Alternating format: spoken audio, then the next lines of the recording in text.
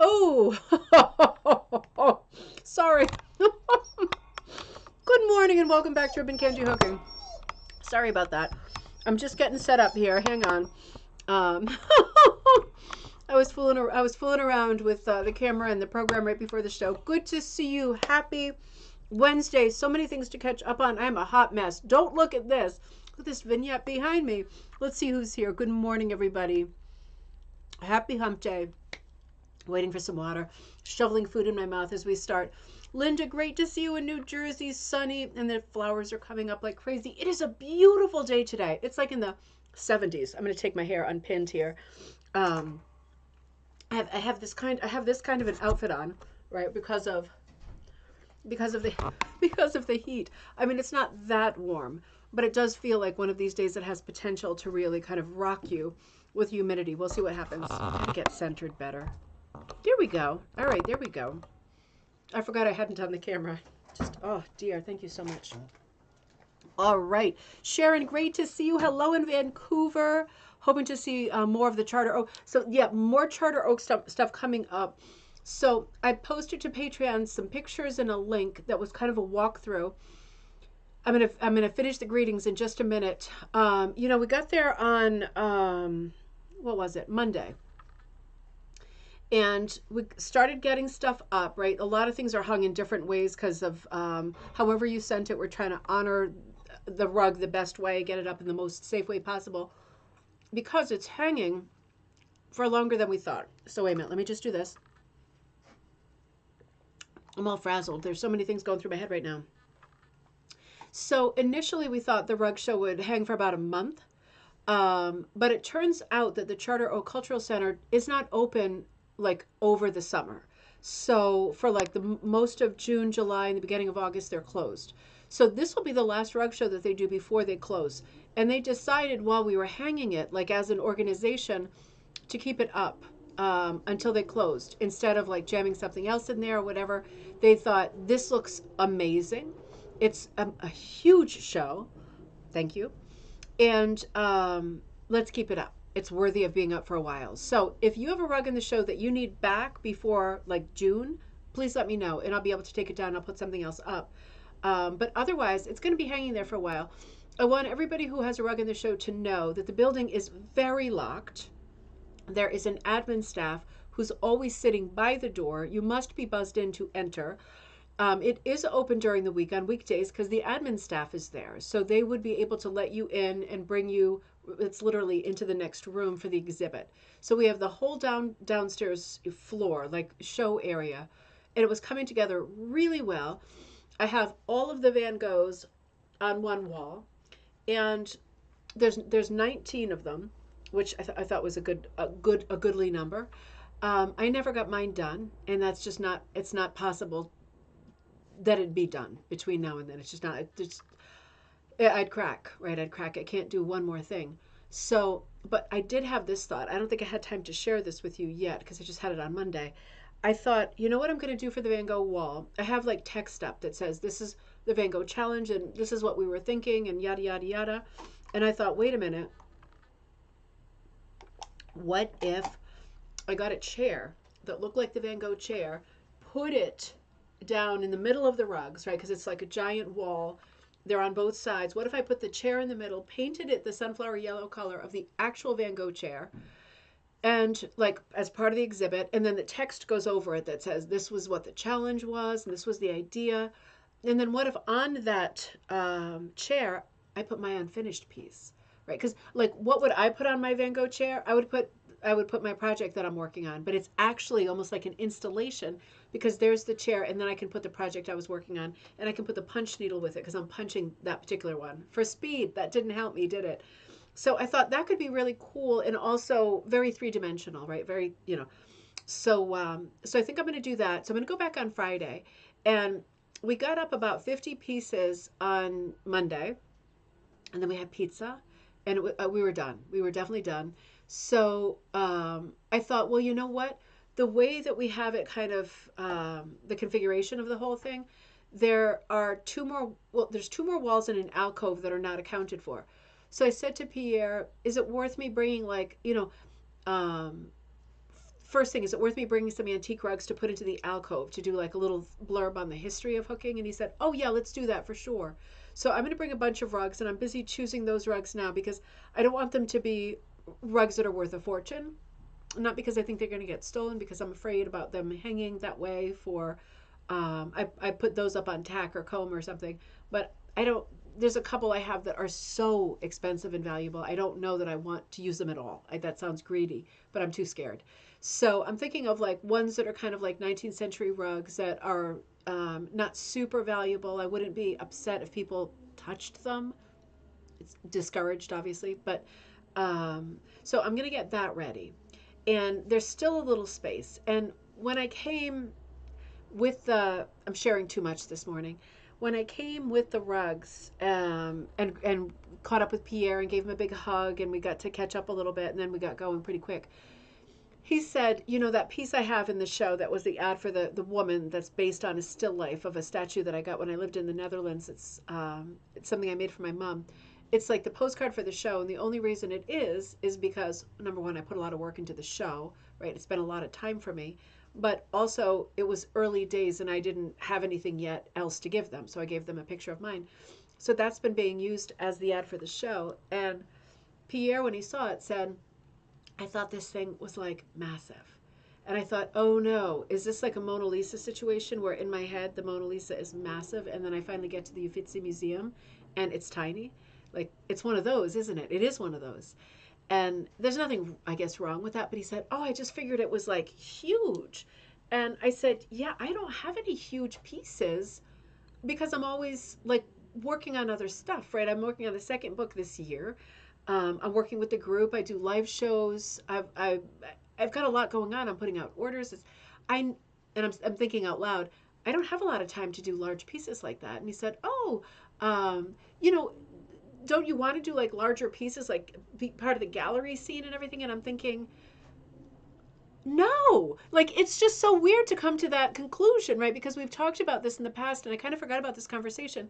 And I thought, here's this thing again, right? Here we are again at this weird crossroads where it's got me thinking, wow, it is like, it's just for myself, it's good to know that I have obviously made the mental choice to be more of like a cheerleader and organizer than I am. I enjoy that more than I enjoy doing the art, right?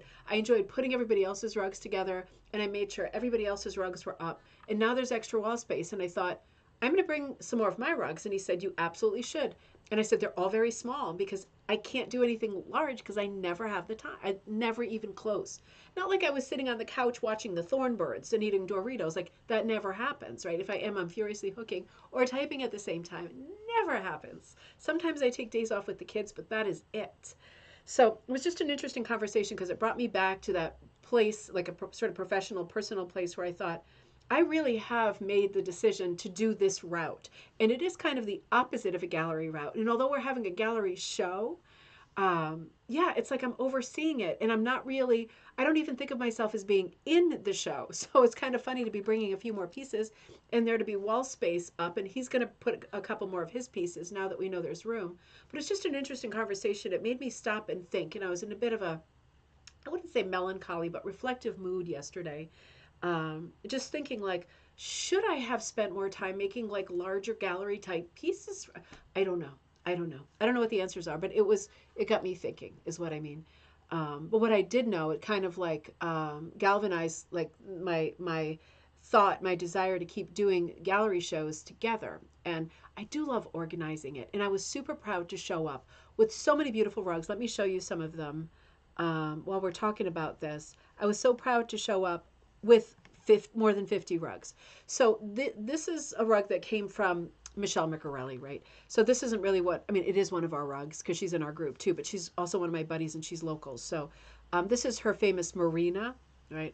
I'm going to get rid of that fast because of the boobs. I don't want it to like flag anything bad on YouTube. And then Pierre has some of his pieces up. So this is his Martin Luther, needle felted Martin Luther that went absolutely viral on TikTok. It was like hundreds and hundreds of thousands of views, likes, comments. So this is the entry where you first walk in, and Pierre's putting up his other really iconic rug, Soulmate, right in the entrance. And then we had tables set up of rugs. So the bottom one is Naomi's rug, Narnia, right? So that's like coming out of the wardrobe into the snow. It's folded over, and Marina's behind it. I was organizing everything by size first. And it was, I think, 5 tables of rugs, and they were stacked. And I had the Prada ones on top. I had ones with special bling on top. Ryan, these are your two right here. Obviously, they look beautiful in their frames. I see Karen's two fairy tale ones. Kirsten, I see Wilma, right? And that's another. I think that's another Michelle McRelli, the one with all of the abstract. This is a candid one, and this is one of Carol's rugs, a really large rug. That's hanging on the side of the Van Gogh rugs, really beautiful. I was fooling around with Michelle's rugs when we were taking pictures, and my belly showing. Sorry about that. But Jack of something, Jack of Hearts, Jack of Clubs, obviously. Really cool. So it was super fun. Getting going with all that. Now I've got some ideas about refining it and getting ready to bring those older rugs. Finishing my rugs up, I'll do a video later of stitching up the edges of one of my rugs because I'm doing it super sloppity poppity. Like it's not like my videos where I've got like the cording and I'm like whip stitching around the cording. This is like armpits are sweating, sweat dripping down my face, panicked stitching up of edges. It's that style of finishing rugs right now. So I'm going to show you that too because it might be that that's the way that your life is. And you're like, show me the sweaty armpit style of finishing off your rug. Don't show me the fancy stuff because I'm not going to take the time to do it. I will show you the sweaty armpit style. That's another thing that maybe goes into our cat. Maybe we'll change the term. But it's been a lot of fun, and it's super exciting. And I know every rug that's hanging there, and I know who each one is from. It makes me super happy, and it seems like there are a ton of people coming to the opening. Because, of course, it will be open for a long time, and people who can't make it, you can come later and view, and you'll just have to knock, and they'll let you in and bring you in. But you know, the opening night is kind of a big deal because that's where all the great energy is. And I'll be able to see some people I haven't met before. And yeah, I'm not a big networker, so I'm not going to be networking, but I will be having wine and I will be chatting and giving hugs. And it'll be a lot of fun. And I'm super proud.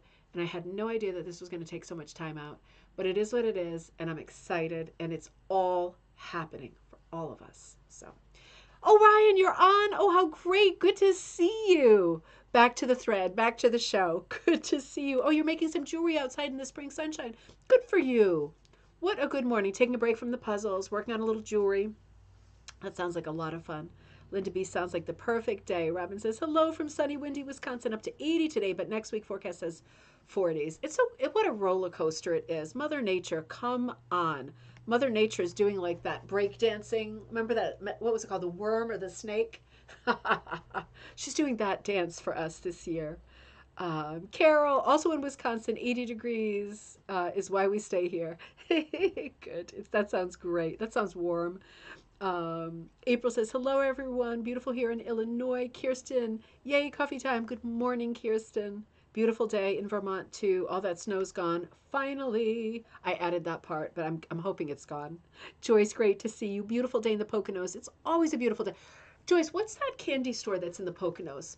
You know the one I mean? It's like, it's woods. It's in the woods. That's not going to help, is it? But I remember I used to take my tour groups there. It was like 20 years ago. And there was a cute candy store where they would show you pulling taffy, and they showed ribbon candy, and they showed I don't think chocolate, but I think all different kinds of other kinds of candy making. Speaking of which, we are concluding the giveaway for this book, and I'm concluding this episode right now. So I have the 2 winners already generated. I know who they are. I know who the 2 winners are.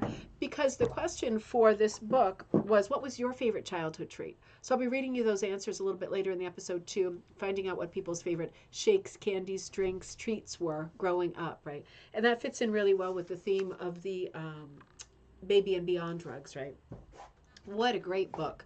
So, all right, Linda, Kirsten, Nancy, good afternoon. Great to see you. Oh, I'm just catching up. Melissa, great to see you. In New Brunswick, Canada. And Robin said, you're lucky, Ryan. We have to wait until the end of May to plant. Oh my gosh. Courtney, great to see you. I missed you. I saw Joy not that long ago, but good to see you. And Candace, good morning. Good to see you. April and Carrie, great to see you. Crystal, I'm sorry. I was offline for a while, shooting my mouth off, I guess. Looking at the thread. Crystal, great to see you. Gayla in Missouri. Deborah, good morning. Good to see you. And Sharon, Mom, good to see you. You're logged on. Oh, it's not Monday. Okay, that makes sense. Dave, good to see you. Dave, you like the chair idea. I liked it too. Just came to me because it puts it in context. I'm picturing people who are half paying attention and also drinking wine going up to that Van Gogh wall and saying, and not really getting, right, that it's like all about the chairs and going like, oh, there's, why are there chairs here? Like, that would be me after a couple glasses of wine. So I thought, why don't we just put the chair and make it really easy for them to figure it out, right? Because they haven't all been watching and following along. Dawn, great to see you. Good. I'm glad you like the ideas too, April. Lisa, great to see you. Beautiful day in Pennsylvania. Oh, by the way, the press release came out this morning. I don't know where it appears for my first book.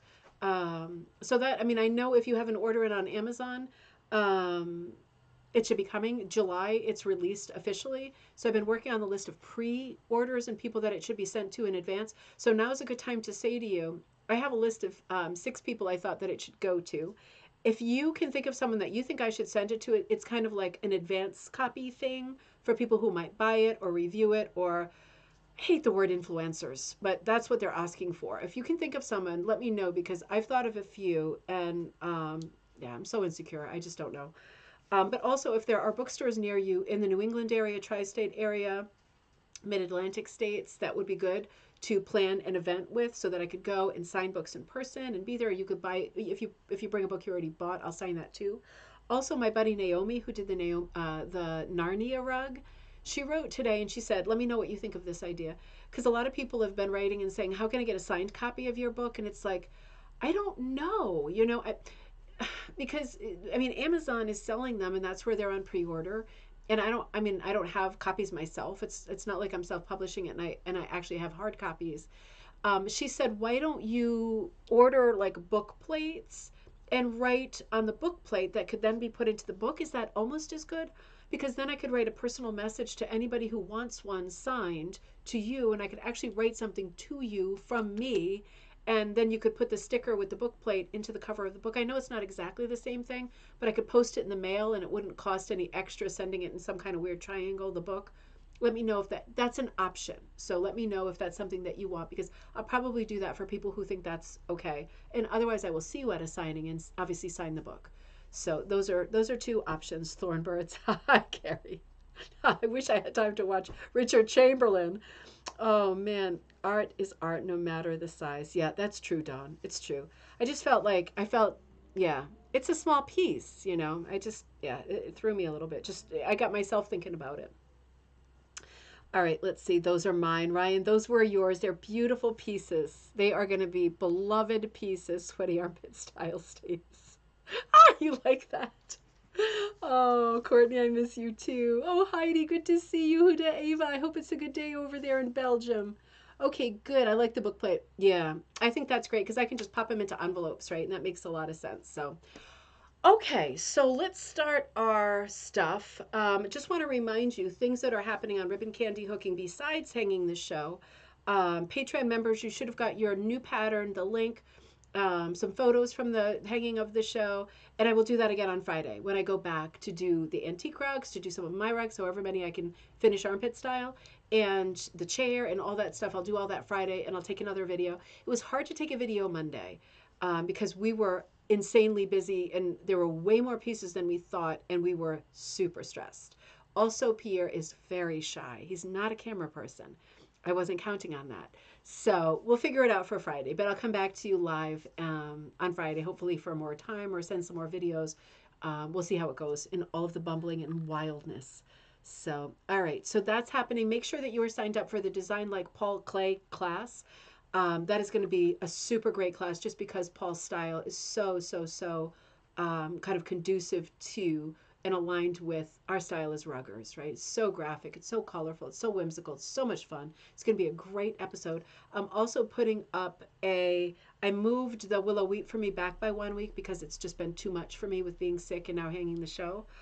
So I moved that back 1 week. So you do have time to jump on board with that. And I'm going to show you what colors I'm using and what the kit looks like for the Willow Wheat for me live hook-in. And it will be, it's a circle this time, the Willow Wheat for me pattern. It's a willow tree that has pennies on it. So your kit is going to come with the colors that go in it, which are beautiful springtime colors based on the set that I just made called springtime in Central Park, grays and pastel colors, and then a bunch of yellows. And it also comes with pennies, because hanging from the weeping willow tree are some pennies, as in penny rug pennies, little ones, right? So you're going to want to stitch those on at the end. But we're going to do the hooking part together. And I'll probably add a penny or two live. It will be like the last live hooking, where I sit down and I work it from beginning to end, and I grow roots in the floor, and I sit there and I do it, and I don't get up until I'm done. And it was a lot of fun. So we're going to do that coming up with Willow Weep for Me. Look for that kit if you want to hook along with me.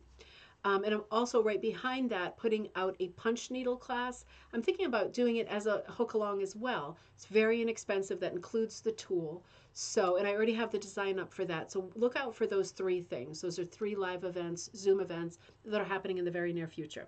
And let's get to this book before we are really crazy on time. So, Hooked Rug Designs for Baby and Beyond. We've been looking at this book since last Wednesday, and this is by Norma Battistini.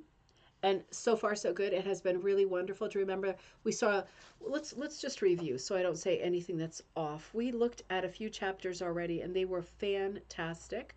If you didn't catch the episode last Wednesday, this is like kind of the part 2 of 2. Ryan says thank you, and Pierre, and all involved in bringing the gallery up. It's absolutely so beautiful. Honestly, this show is like crazy. Um, I can't believe how many pieces are in it. It's just a super high quality show, and it's going to be the first of many. In fact, one of the women who came in has a gallery across the street, and it's a not for profit. And she said, I'd love to have like a show, and I thought, okay, well that's where at least the next show will go. I want to be putting on shows all the time. I don't always want them to be in Hartford, but I'm near here, right? I'm like right out here. So I want them in other areas too. If you find places and I can travel to them, I'd be happy to put up shows that are drivable for me, just to bring this stuff safely and get this stuff up safely, so I know it's all safe. But yeah, I figured there's going to be one right behind it. So we're going to put out more shout outs. There's certainly going to be a gallery show for everybody who's working on the design like book for me. So all of those pieces will hang more than once at gallery shows around New England. I'll try to get them quite far apart, right? At least 2 or 3, because those are amazing rugs and they're all original designs. So I thought, let me file that information in the back of my head, because all kinds of opportunities are coming at us. And this is great advertising for us to be able to share the craft and let people know. It's taken, how many years has it taken to kind of build back this craft and get people thinking about it as a textile art again? It's taking a while because it was that sort of defunct. I'm sorry, but it was. It really was. People, when I say I do rug hooking, people say, "Oh, raw cooking." It's like, no, I do microwave cooking. But it's just, it was so far gone for so long, It took some time to get it back, and I think we're coming back like Phoenix from the ashes style, really. So we looked at the chapter with the 3-dimensional kind of characters, like remember the Humpty Dumpty? We looked at the, what was it called? Biblical Stories and Myths, the Noah's Ark, right? We looked at a couple of the Noah's Ark pictures. They were amazing. We looked at the artist statement, that sort of totem design, Jack's Totem Family, Sherilyn Brubaker. That was tremendous as well. We got pretty far, didn't we? Let me see where we left off. This is still biblical and myth, and still biblical. Oh, and this is the 3D chapter. We didn't do, I'm not doing every book because 2 of you have won the book. Others, I'm sure, are going to be buying the book. Yeah, Crystal, right? I'm excited for everything that's coming at us. I am. I'm really excited. Hooked on Puppets. All right, Owl and the Pussycat. Here we go. Games we play. That's where we left off. Games we play. So this chapter, I'm going to show you what the spread looks like. Games we play. I think about this a lot because, rug hooking is a folk craft, right? It's a folk art craft. Don't you see, if you go to antique stores and stuff, don't you see often like checkerboards and old board games that are painted, and they're so beautiful. And they have like that extra layer of interest for me because it's not just like they're old and beautiful. It's like they were a source of fun and like pleasure, and not just, it's not like a butter churn, is it? Or like a pair of scissors that cuts the wick on a candle. It's like a board where people would sit and pass the time and enjoy being together. It's a little bit different. So there is something built in to the idea of a game board that is already really cheerful and fun. So this whole chapter is about games. And it starts off with a Fred Rogers, Mr. Rogers quote, "The child in me still, and sometimes the child is in me still, and sometimes not so still." I forgot about that one. That's one of his goodies, isn't it? Playing games is a favorite pastime for children of all ages. So why not hook a game board? There are many traditional games to choose from. Checkers, chess, backgammon, Chinese checkers, tic-tac-toe, parcheesi come to mind. There are commercial patterns available with some of these designs. You can personalize, I'm paraphrasing like crazy, you can personalize your design with motifs about your family. Checkerboard cat, she said, is an example. I don't think I put this one in there, but you can see there's like family cats on the sides of the checkerboard. Absolutely, absolutely, you can do that. Um, I'm trying to think of other games that we played. Okay, help me out here. What games did you play? Maybe I should have asked this question. What games did you play when you were growing up? Because I want to hear some of these oldies. I remember we played Masterpiece. That wouldn't be a good one to hook, really. I can't even remember what the board looked like. I think it was just like an open gallery. And then on the cards, remember they had fine art paintings. I think that's one of the things in my life that got me into the arts. I was obsessed with that game. Masterpiece. Do you remember the Magnificent Race with, was it Dastardly Dan, I think? We had the Happy Days board game. Um, Bonkers. Do you remember Bonkers? It had the little like lamb's tongue paper pieces that you would put around the track. And I feel like there was a lot of skipping and jumping and cheating. Maybe that was just in our family. And what were some of the others that were well? Oh, the Inventors. Did you ever play the Inventors, where you would create an invention? It was always something crazy, but it was based on historical inventions. And you would put the card into this machine, and it had a clip on it. And when you punched the card like a time clock, then you would look at the clip, and if it said like three, it would be like three times the amount of royalties than if it were like a one. Do you remember that? The Inventors. What a fun game that was. Mystery Date. Dawn, that one is so collectible right now that it's crazy. The original one is super crazy. Monopoly is great. Monopoly is great, and they do them for like every city now. And even within cities, like they have like a Harry Potter one, they have a Minions one. It's crazy. That would be a great one to personalize. Oh, Dave, Mousetrap. What a pain in the butt that was to set up, but it was super, super, super fun. Candyland, April. Oh my gosh, here they come. Candyland is a great one. That is so pretty. And if you think about it, I don't know about copyright for all of these games, right? Because Parker Brothers goes back to the 1860s, right? It's like a Civil War era company. But they were bought by someone else later, and a lot of changing of the guards kind of stuff. I don't know about copyright with games, how that works. But unless you're creating it as a commercial pattern, if you're creating, I'm going to say it, if you're creating it and putting it on your coffee table to enjoy, then we don't need to know that, right? You go ahead and enjoy. But yeah, super fun to personalize or to do it the way that it was. And what a great evocative thing to look and see, for example, Mousetrap, right? On the wall. Because every time you saw it, no matter what kind of an S storm was happening around you, you would go, oh yeah, I love that. I remember that, right? That would be such a good feeling. Parcheesi definitely is copyright free. That is a good one. And it's beautiful and colorful, right? Sorry, remember the game Sorry, where you land on someone and their piece would go back to the beginning. Even Trivial Pursuit, probably, I'm sure that is all locked up with copyright. But what we just said, Bonkers, Ryan said, is a family favorite from the 1970s. We played dominoes. Chicken Foot, I don't know Chicken Foot. That's a variety of dominoes? See, dominoes is a great idea too for a border or something weekly, and I'm always inspired by that. Oh, how fun! Mystery Date, Mousetrap, kids still love Snakes and Ladders. Absolutely, Snakes and Ladders. Is that the same as Shoots and Ladders? It probably is, right? Maybe different motifs. That would be great. Chinese checkers. I've seen hook drugs of Chinese checkers. That's really fun. Clue. Oh my God, yes, Clue. Oh, and there are so many different clues now. There's like a Nancy Drew clue out now. I was going to get it for the kids, but I think they're a little bit too young for it still. There you go. Lisa said Chinese checkers. Miss, I love to see this interaction. Operation, second most stressful game ever, right? So stressful. Most stressful game other. I know I've said this before. Most stressful game, Perfection. Do you remember where you popped down the board and the timer was ticking really loud and you had to put all the pieces in the right way before it popped up in your face and all of the pieces like come up and hit you on the face and they never hurt, right? It was just tiny pieces that weighed nothing. But the oh god, the stress of it was I think that set me up for being a person who is like highly wound and stressed. Operation and Perfection. Those are not good kids games, but they are fun. Oh, Sharon, Monopoly was a family favorite. Carrie says Trouble, Masterpiece, Yahtzee. Oh, I still love Yahtzee. Monopoly, Kerplunk is fantastic, Nancy. Oh, so I have a huge version of that in the yard with all those balls from like ball pits and all of these giant barbecue skewers sticking out of it. It's just so cool. It's fun. It makes a mess because the kids never put it back together, but Kerplunk is fun. Robin says Clue. My parents taught me a few card games like Whist. See, that would be a fun motif too. Just cards in general, antique cards or regular playing cards like the one of Michelle McRelly's I just showed. Super fun. Life was great, Robin. And like Life, do you remember Careers? It had an orange box and it was all about what you would do like when you grew up. Didn't see this one coming.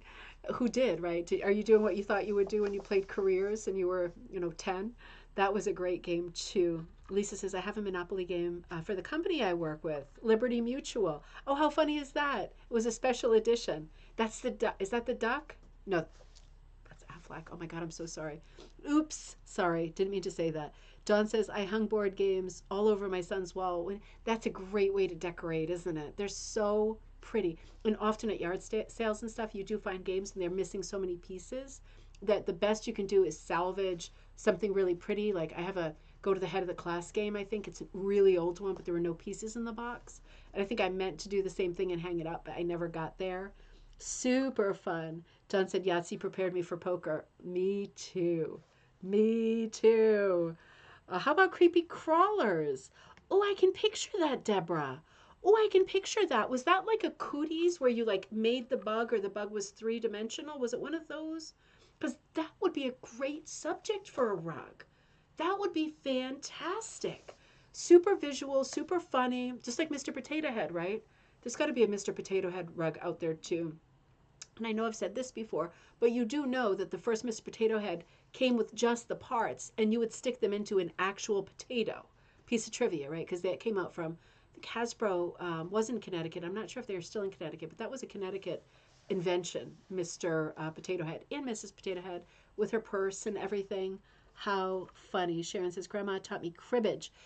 Cribbage is such a mysterious game with all of those little pegs, right? Although I don't know how to play it and I would love to learn because it seems like fun.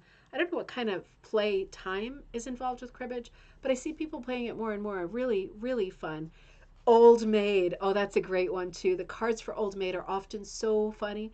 Did you ever do that thing when you were a kid and you had your cards fanned out for Old Maid and you wanted the person to take the Old Maid, so you had it sticking up a little bit higher than all the other cards, and of course nobody would bite and take the one that was sticking up? Did you? I did that every time. I mean, I must be so immature. It took me forever to stop doing that and to realize it was not working. So funny. Liberty, liberty, liberty. That's it. Liberty, liberty, liberty, liberty. We have Doug and Limu the emu. Absolutely. Of course. Of course. I see those commercials all the time. Hungry, hungry hippos. That's a fun one too, isn't it? That's a fun one. That is now an arcade game. When we go to the arcades, there's a Hungry Hippos game, and the hippos are big enough to sit on. And it's almost like a miniature crane, like you operate it with this giant kind of uh, gear or joystick kind of a thing, and it like the head goes and gets all of the balls from the center. It's such a surreal thing to sit on a hungry hippo. Oh, it was Deborah. It was like the cooties game where you put the parts together on the bug. How funny. Uno, primary colors plus green. Oh, the kids sent me the funniest meme the other day, and it said, "Would it work if you?" I probably I tell you everything because I talk to you all the time.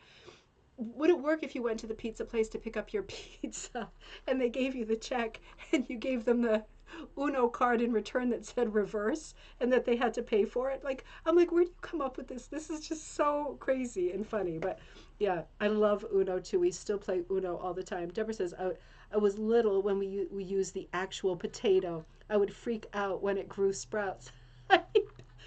That would be a great story rug, right? That would be like the advent of the chia pet at the same time, right? Such crossover with those two weird things. How funny is that? April says, "I love Hungry Hippos. I think I need to play that arcade game now." It's at the for us locally. It's at the Dave and Buster's chain. So they all have Hungry Hippos. It's massive. It takes up a massive amount of floor space. Get some energy out too, though, because it's not a standing thing. It's like kind of a riding thing. Carrie says, "I played that fishing game to death with your niece when she was small." Is that the one where the thing goes around and the mouths open and shut, and they have to shut on your thing before they open again? Is it that one where it's like a magnet inside the fish's mouth?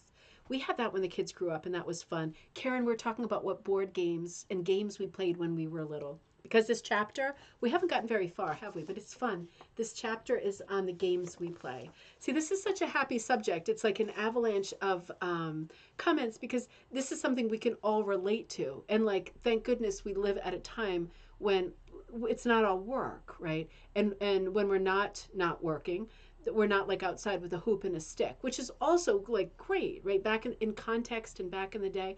But I feel like if you are alive now, you have had exposure to some super fun, creative, and inventive games, right? And for me, video games too, because I'm not an anti-video game person at all. I think they are super imaginative, creative, and fun. How funny. Yes. Okay. Oh, I love that game too. How many of those fish go missing immediately though? Because we do a bit of like, when I say we, I guess I mean me, rage table tipping from time to time, usually not in front of the kids. But I know that that fishing game has had several accidents, and then we kept losing fish, and then it's less fun. Candyland. Yes, that is such a good one because think about with a full size rug, if you're punching it or you're a tufter, you do one of the sort of faster forms of rug making. Imagine if you made a Candyland that was personalized to your. This came up in the design like the fairy tale storybook class, I think. Oh no, it came up in the tell your story, like personal storytelling class. Imagine if you did it and like at the different turns in the wood or whatever, maybe it's not the wood, maybe it's the seashore, maybe it's the moon, right? It could be anything. It are special things in your life. That would function great as a storytelling rug. It would function great as a sort of biography piece or your a memoir in rug form, right? If you added all of the pieces. I've got hair tickling me like crazy of your life to the turns in the wood. That would be super fun, super fun. If you got a case of 10 of your books, you could sell. I think I will carry. I think they're going to send me that. I'm just not sure of the details. So when they send me a case of books, I will definitely offer them autographed. So besides the book plate thing, if you want one that's actually signed on a page. We can definitely make that happen. I'm just trying to think of ways to make it easy because I would love to be everywhere and I'm going to travel as much as I can in the next 6 months from the time this book comes out. I already have it in my head that I'm doing that. So I will sign as many in person and visit in person as much as I can in the next 6 months, right to a year. And then the next book is coming out. Right. And I'm really hoping that Sauter will be interested in that book. I can't imagine that they wouldn't be because there's so many people participating in it. I fully expect that to be a major exhibit at Sauter. And then, of course, I would be there too. I will be at Sauter this year too. So just know that if you have your book and you bring it, I can sign it there. So that's an option. All right. So games we play. And we looked at checkerboard cats. And man, did that get us going. And then there's cute stuff like this, just sports, right? Sporting games and stuff. We see a lot of this in our Facebook page, which is Rug Hooking and Punch Needle Club, touting a special brand, or that's not the right word, team. That's the right word. Not such a sports person. Couldn't think of the word team. But also stuff like this, like the tic-tac-toe board, right? This would be great for us. I just feel that we would lose the pieces or the dog would eat a piece because we were not being careful because we're never careful. But if you have a normal house, unlike mine, this could be a really fun thing because we do play tic-tac-toe a lot. That's really cute, actually, isn't it? With the three-dimensional, that would also work. It would work on rug backing, but to a bit more sturdy. You could even do, and I can't believe I'm saying this out loud, you could even do like the movable parts on plastic canvas, just because it's very durable, isn't it? It's very durable. So that would require a needle, but that would be so beautiful. This one is over the top. Check this out, not this. Hang on. what was this number? I think it was 39. Yes, it was 39. This piece really blew me away. Terran's Rug, 23 by 68, designed and hooked by Marcia Moyer Payne of Medford, New Jersey, 2018. A popular childhood activity is playing hopscotch. Drawing the hopscotch outline on the sidewalk with chalk is a rite for growing up, especially for girls. So this, I thought this was a really fun one. And you see how at the bottom, a couple of things kind of break the border. Super fun. I don't know if this is actually hopped on with the Prati pieces, probably not. But what a great and beautiful tribute, kind of Monet-esque, to, everybody does hopscotch, right? Everybody does hopscotch. And I remember when we were growing up, we had it was a Catholic school. We had it. Our playground was a parking lot, and you just don't see this anymore. Like they would let us out. The nuns would just let us out into the parking lot. Like the chance of all 32 of us returning with none of us bleeding was like it was absolutely zero. I remember picking gravel out of your knee, like you just land badly from hopscotch or running or tag or whatever. It was unbelievable. And there's cars coming through. All the meanwhile, there's cars coming through. It'd be like, get out of the way. There's a car coming through, and we're like at recess. I mean, it was just bonkers. But hopscotch was one of those things. We played it so much with chalk. Well, first we didn't have chalk, right? This is like one of these walking uphill to school stores. We took rocks, right, on the pavement to make the lines for the hopscotch, and then somebody brought out chalk from the chalkboard, and we did it with chalk. And then like 6 years later, honestly, like 6 years later, they painted something red. The custodian of the school came out all irritated and triggered, with a paint can. Oh, paint this thing for you kids, but you don't deserve it, like that kind of thing. Woo! Good times. But hopscotch, yeah, that's something I think we can all relate to too. Super fun. Sharon says it's been years since I've seen girls double dutch skipping. That's so true. I don't even think I've seen that like at all. I mean, we did jump roping like competitions and stuff when we were young. We would do like how many can you do in a row, but I don't remember us ever doing double dutch where people jumped in and out. Yeah, that is a great idea. That is, that's so charming. So this whole chapter is about charming things, and she does give you a whole section on copyright thoughts. So games work differently than other things, as you would imagine. And while many game companies are defunct, most of them have been absorbed into other game companies. So the rights to the game sometimes shift ownership, but are still not really available. So it's only with the very, very old games and the very early boards. Um, I think Goose would be one of them.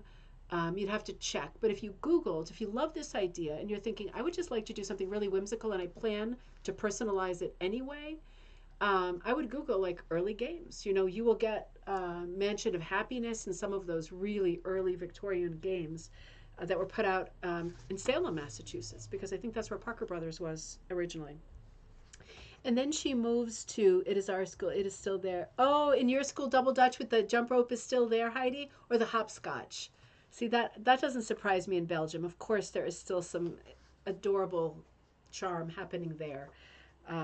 Yeah, so different here. We did move across the street eventually to the green that was right next to the church. And I don't know why they didn't put us there all along, but eventually they let us be there on the grass.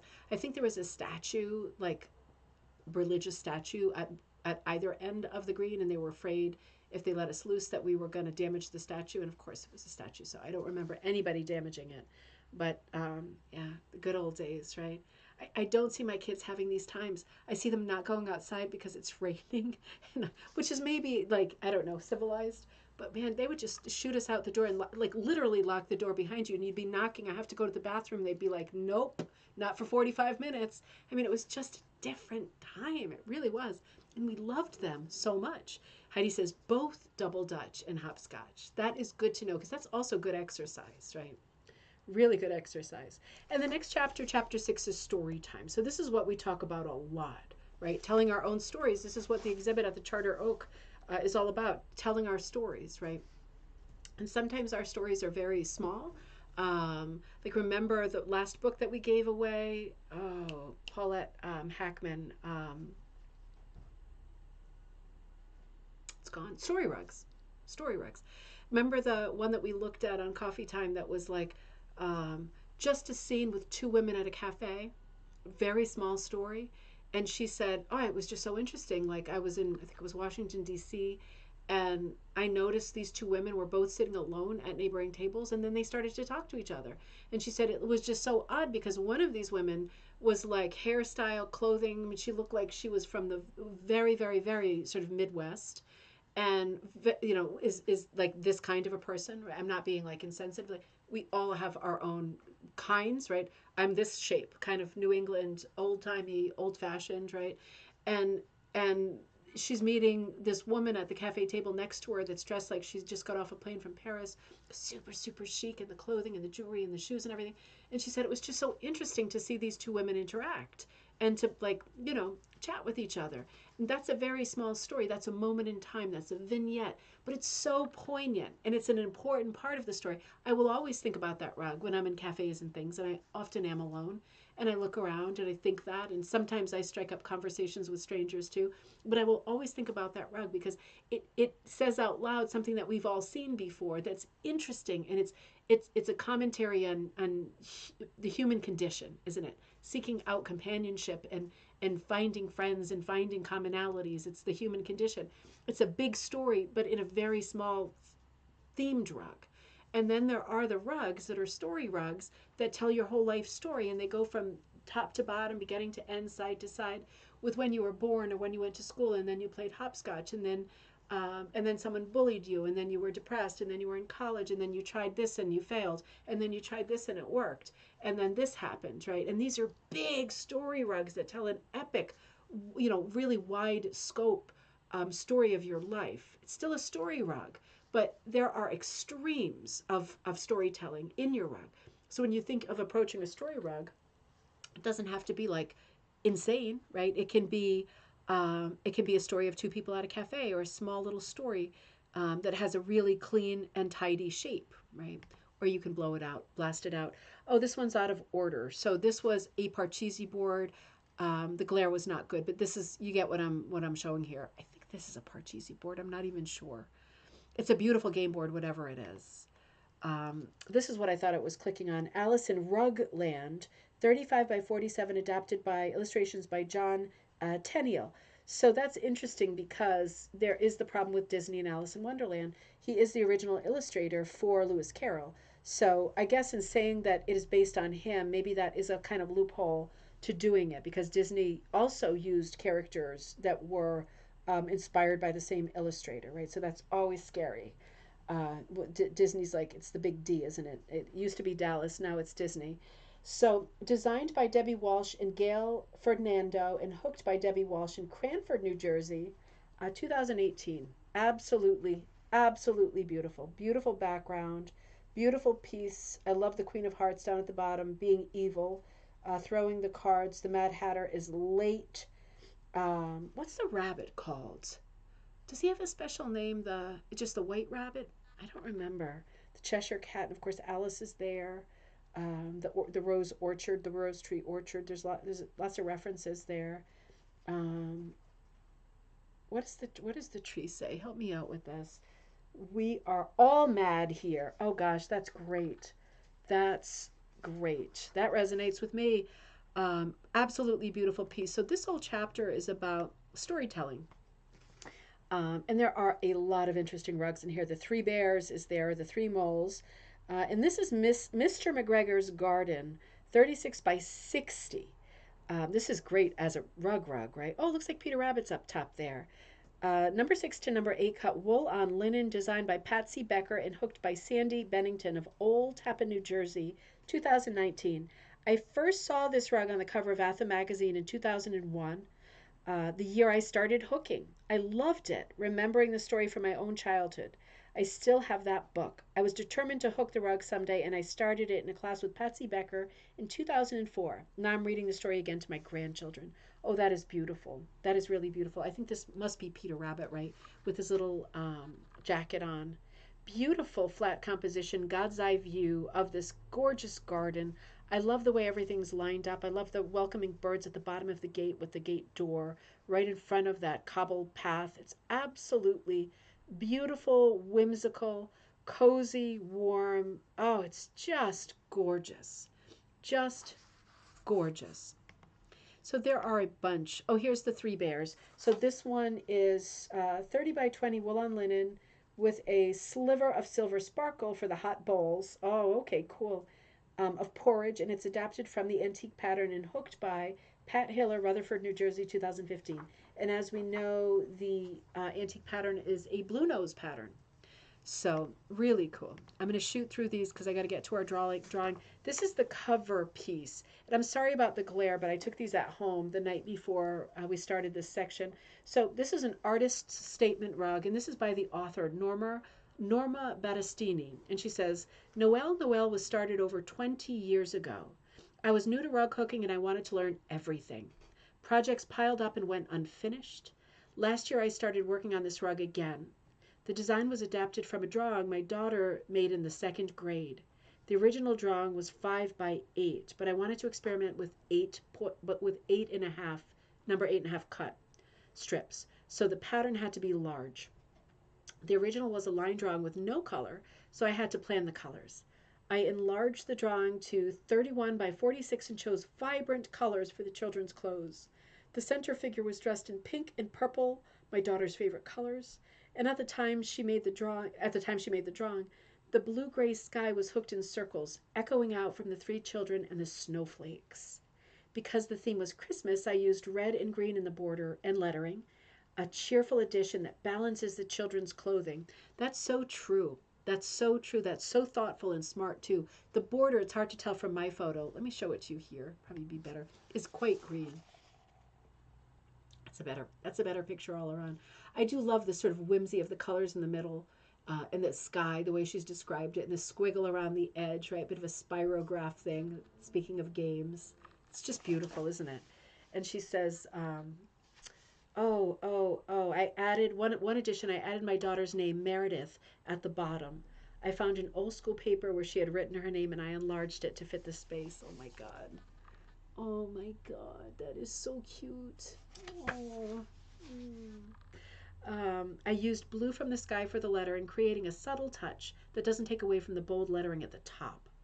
And then she goes on to talk a little bit more about the technical putting together of this piece, but it's an extraordinary piece, and it is the cover piece. So this is just a great book. And if you are not one of the winners and it's not in your collection already, get on it, right? Get on it. It's that good. Oh, this was a neat one. Hang on, let me see. I'm just trying to find the page. Okay, Out on the Boat. 11 by 16, wool on linen, adapted from the artwork of Catherine Mulcahy, age 4, and hooked by Beverly Mulcahy of Paxton, Massachusetts in 1996. What a beautiful graphic piece, right? It's a line drawing. You can go so far with a line drawing out on the boat, and you see how there are two different colors of white here. It looks like the bleached white wool and the natural colored white wool, and black. So 3 colors. Really beautiful piece. Another beautiful piece here. Let me see what this is. This is from the chapter called All in a Name. And this is Grace, May 28, 2011. Grace's rug. 25 by 22 dyed wool on monk's cloth, designed and hooked by Leah McCrone of Malvern, Pennsylvania, 2012. After a succession of 3 sons and then 3 grandsons, I knew that granddaughter Grace would have to have a rug with lots of pink and purple in it. My sons love of elephants, and their living in Brooklyn inspired this rug. The mom, dad, and baby elephants are in the front of the walkway to the Brooklyn Botanical Gardens, love it there, with roses in bloom. The clover in the border is a nod to my daughter-in-law's Irish heritage. So meaningful. You see the little clover at the bottom? So meaningful. I mean, this book is just so it really is so cool. And a lot of it is storytelling, isn't it? Oh, look at this guy. Look at this guy. Let's see who he is. This is from the chapter All Creatures Great and Small. This is Grasshopper, 34 by 26, wool on linen, designed by Off the Hook Wool Rugs and hooked by Joan Thomas of Fairhaven, New Jersey, 2017. I wanted a colorful rug and a subject, a bug, that would appeal to my youngest grandson, Nicholas. My teacher, Michelle Micarelli, not surprised there with these colors, right, challenged my color comfort zone, which made this rug a lot of fun to hook. How cool. Grasshopper. Oh, wow, look at that. This is a different chapter. This is graduation days. Did you ever think about making a graduation rug for someone? I mean, what a great idea, right? This is it's like so formal. It's so beautiful, this rug. This is, everything in this chapter is beautiful, but this is called Eric's Lehigh Graduation, and is 53 by 42 wool on linen, designed and hooked by Debbie Walsh of Pittstown, New Jersey, 2015. What a beautiful kind of Tudor rose border, right? And then this really realistic depiction of Lehigh in the center. I love the bench too. She says, I hooked this rug for my son Eric to celebrate his graduation from Lehigh University. I wanted to portray a scene that was both a beautiful campus, and I worked from a sense of a beautiful campus, and I worked from several photographs that I took. The most difficult part was how to include the path that welcomes you to the campus. The border inspired by the stained glass ceiling in the library, ooh, is one of my favorite parts of the rug. Jen Lavoie helped me with some of the design elements and the hooking of the rug. Absolutely beautiful. This whole chapter shows rugs from graduation days. This is Kyle's graduation, 32 by 24, dyed with as is wool on linen, designed by Kyle Ferdinando and Gail Ferdinando, and hooked by Gail Ferdinando of Pittstown, New Jersey, 2014. There's an artist statement for that rug as well. But you know, I never thought, my kids are young still, right? Because I was out of my mind and I had them so late. I never thought about hooking graduation rugs. I haven't. We're not there yet. But it's not a bad idea. I think it's actually a great idea. So I'm going to conclude our looking at of this rug, and I have already done the drawing for those of you who entered the contest to win this rug. And the winning numbers were, and I'm going to read you everybody's answers, but the winning numbers were number 2, Kirsten, that is you. And the question was, what was my favorite treat as a child? Necco wafers and Reese's peanut butter cups. Classics. Those are so good, aren't they? Have you ever thought about making, and I'm so scattered. I'm so sorry. It's the way I am. One of the Halloween rugs I'm working on that I had to put aside for this moment features candy. And if you remember, it's a design that my daughter Jocelyn drew, and I kind of fine-tuned it, but it's essentially her drawing. It's her standing there like a little stick figure with crazy hair that she has, and she's dumping the big Halloween pumpkin out, and all of these candies are coming out. And those are some of the candies in it. And I thought that's a cool way to incorporate candy that you love and Halloween or holiday. I guess also Valentine's Day, Easter, and all of the candy holidays, of which there are many. So Kirsten, congratulations. We'll be sending you a copy of this book. And the second winner was number 9, Bonnie Hodgkins. And Bonnie, you said, my favorite childhood treat was coffee toast. Wait a minute. Coffee toast, AKA depression toast. My grandparents raised me, and they lived through the Great Depression. Wait a minute. Hold on. I got to switch to the next page. Depression toast. Oh my gosh. They lived through the Great Depression. Oh, wait a minute, I'm struggling with the where you didn't throw anything away. Oh, I'm sorry, one line is clipped because of the way my format is, but she says, to this day, I will occasionally make it and enjoy every bite in the memory of grandmother making it. That is kind of sad. That is also so beautiful. Depression toast, officially called, wait a minute, that wasn't the official name. Coffee toast. That is so funny. So cute. Kirsten and Bonnie, congratulations. Let me see what other people, we will be sending a copy of each to both of you. Kara, you said our treat was going to Baskin Robbins for an ice cream cone. Yeah, that's still possible. Cheryl said favorite treat as a kid, s'mores. S'mores pop. And Linda said, my most memorable treat as a child would be my grandmother's chocolate chip cookies. She and my grandfather ran a boarding house, and she always had a huge Tupperware bin of them that we kids would raid on a regular basis. And Joy said, my favorite treat as a child was ice cream. When the Good Humor truck came around every night. That was thrilling, wasn't it? God, we went out of our minds for the ice cream truck. Marcia said, my favorite treat as a child was dunking Lorna Doone cookies in milk along with my daddy. I love Lorna Doone cookies. Those are my favorites too. I have a terrible Lorna Doone story that I will never be able to tell on air. That's an in-person story. Nothing wrong with Lorna Doone, just you're not supposed to eat them when they're covered with mold. I found that out as a child. April, your favorite treat as a child was ice cream, and it still is. Problem is, it doesn't like me as much as I like it any longer. I hear that. Susan said, my favorite treat as a child that stands out were the snickerdoodle cookies that my mom made for us and my siblings. For you and your siblings as an after school treat. Always still warm. Aw, when we got home, I can still smell those cookies. And oh, and you gave the recipe. How fun. Okay, wait a minute. Oh no, wait a minute. Nope. The recipe is for the depression toast. Okay, so I'm gonna put this. Wait a minute. Where should I put this for us? Well, number one. This I think this is gonna be easy. Butter pieces of bread. I very generously spread real butter. Has to be real butter. Number two. Oh, interesting. Spoon black coffee over buttered bread. This is coffee toast, literally. Make sure you go over the crusts too. Number three, sprinkle sugar over the coffee on the bread. Number four, bake in 350 degrees until the oven in the oven until it's crispy. Helps if you bake on parchment paper. That is so interesting. So it's not all soggy and gross. It's coffee that's actually sunk into bread with sugar. I'm going to give it a try. It's one of those things that could be incredibly great, right? Could be like my favorite thing. Thank you for that recipe. That was fun. Darlene said, joining the fun. My favorite longtime treat has always been stovetop made tapioca. Oh, I love tapioca.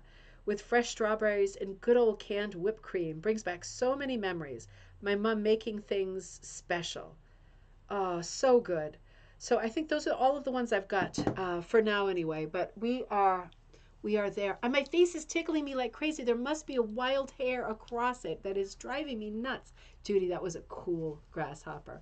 Congratulations to Kirsten and Bonnie. Absolutely. So the next book we're going to do will be the Celtic book. But I think I might take a break. I'm not sure that I have enough gallery stuff for this coming Friday night. So I think what I might do, I'm going to shout out to you. Please send me more stuff for gallery night, not this coming Friday, the following Friday. And I think for this Friday night, I will look at Raw Cooking Magazine sent me the new fairy tale book.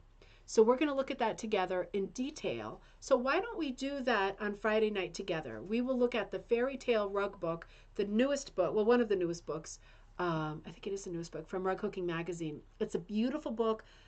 I've barely opened it. So I will open it and we're going to look at that together on Friday night. But make sure you're sending me your gallery things for next Friday night because I think I only have about 10 and that won't be enough to run a show. It was a beautiful show last Friday. It'll be a beautiful show next time and I'll hang on to the ones I have and I will add to them anything that you will send me. So I will see you on Friday night for gallery night, and we'll be looking at Rug Cooking Magazine's fairy tale rugs that follows the great exhibit that has been traveling all over the country of the fairy tale rugs that are done by the Permagown teachers, right? Like the teaching group of Permagown certified teachers.